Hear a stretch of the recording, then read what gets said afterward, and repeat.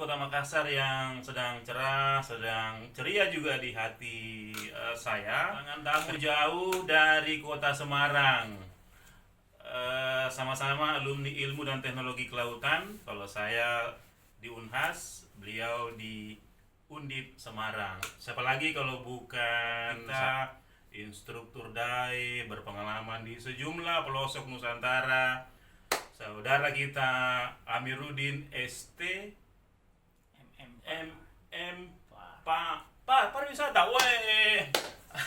Oke, kita akan ngobrol dengan Pak Amiruddin tentang sejumlah hal berkaitan dengan kelautan, termasuk riset, survei, dan keahlian beliau ini soal underwater construction or something like research ya, kelautan. Pokoknya banyak sekali yang berkaitan dengan bawah air. Ya, masih terkait dengan profesi yang kita yang ilmu itu mungkin kita kembangkan secara autodidak tanpa kita dapatkan di kampus, namun bisa dipadukan keilmuan itu. Autodidak, luar biasa. Jadi selama selesai kuliah itu belajar sendiri atau maksudnya gimana tuh? Iya, maksudnya begini, ketika kita kuliah di awal-awal di IDK dulu, kan belum ada yang namanya kita mata kuliah ilmu selam. Ya kan, teknik penyelaman juga belum ada. Ada kokur kan? Baru-baru setelah kita menjadi instruktur, baru ada itu SKS yang namanya mata kuliah selam. Mata kuliah selam ya. Mata kuliah selam. Kurikuler itu dianggap apa dong? Kan di UNAS ada kokur 1, kokur 2. Kita yang ada dulu hanya renang dan olahraga saja di sana. Oh gitu. Ya, Oke. Setelah kami jadi instruktur, ya, di sanalah mencoba memprakarsai, saling membantu di antara penyelam yang lainnya. Kita susunlah yang namanya kurikulum sampai ada SKS-nya. Dari pertama awal ada SKS menjadi 6 SKS, bahkan di Unhaleu itu sampai 9 SKS. Iya.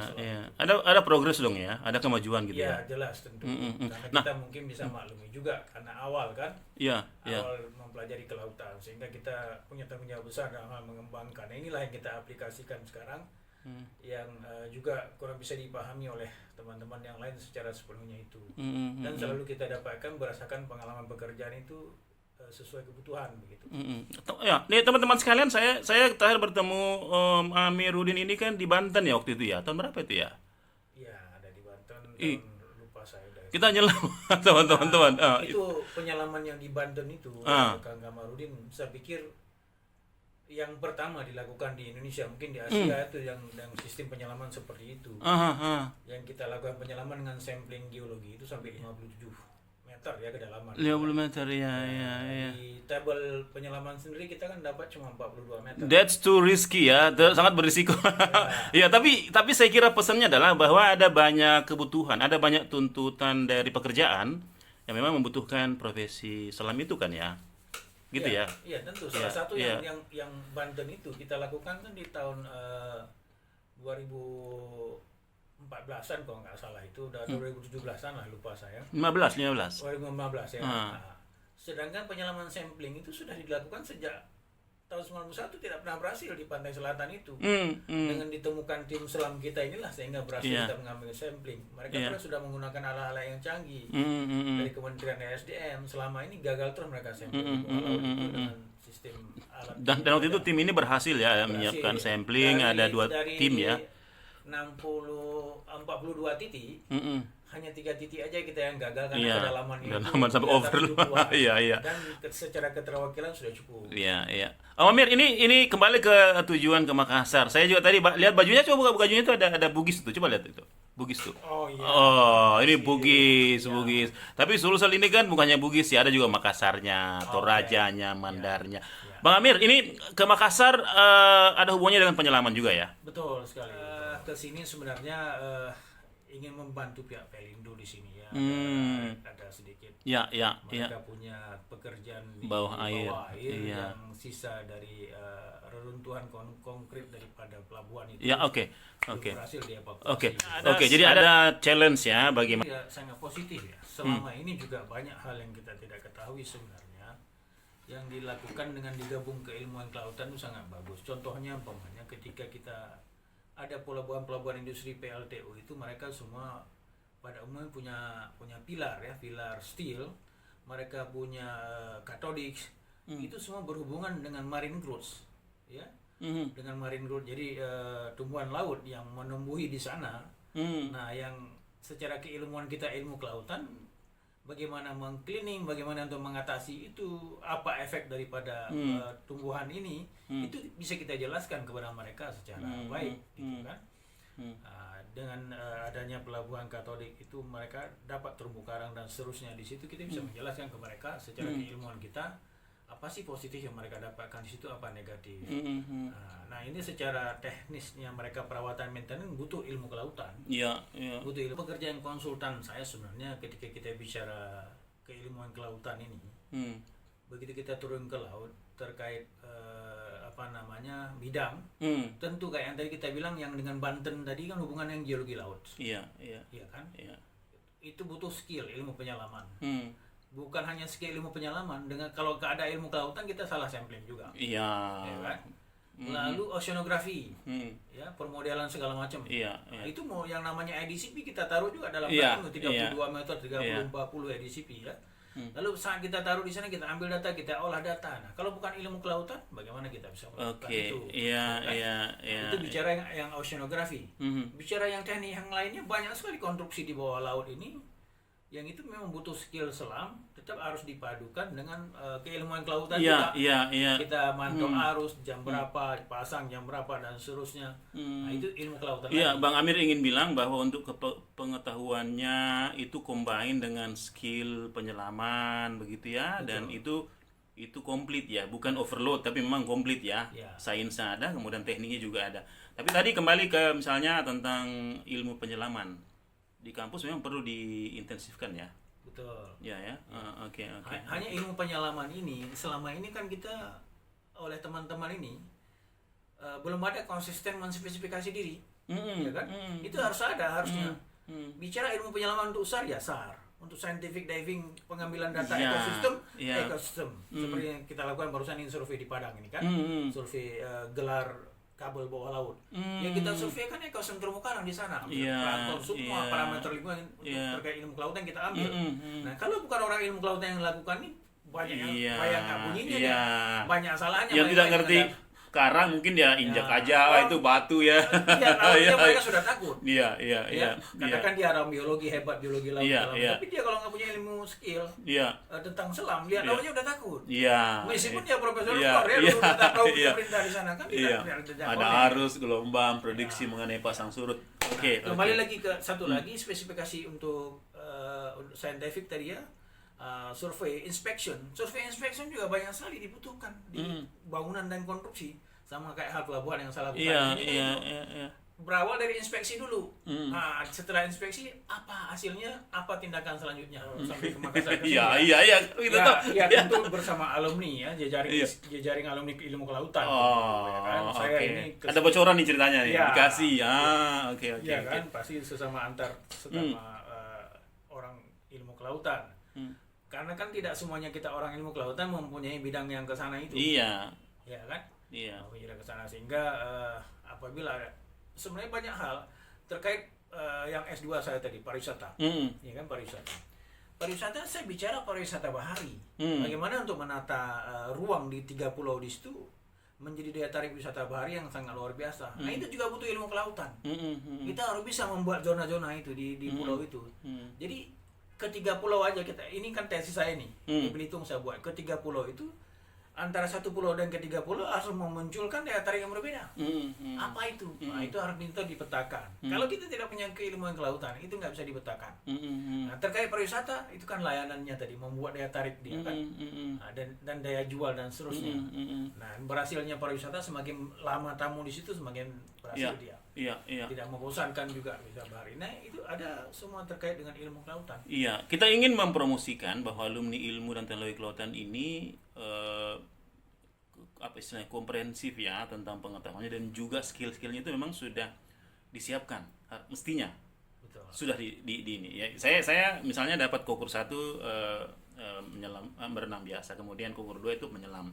Tapi untuk masuk di teknik tadi tentang keahlian apa namanya penyelaman saintifik tadi, saintifik. Itu seberapa berkembang sekarang menurut organisasi kita? Itu sedikit sekali ya. Bahkan kita melihat anak-anak yang bekerja di NGO untuk bahari dia malah lebih fokus itu pembentukan kelompok bahari yang saya lihat ya kan.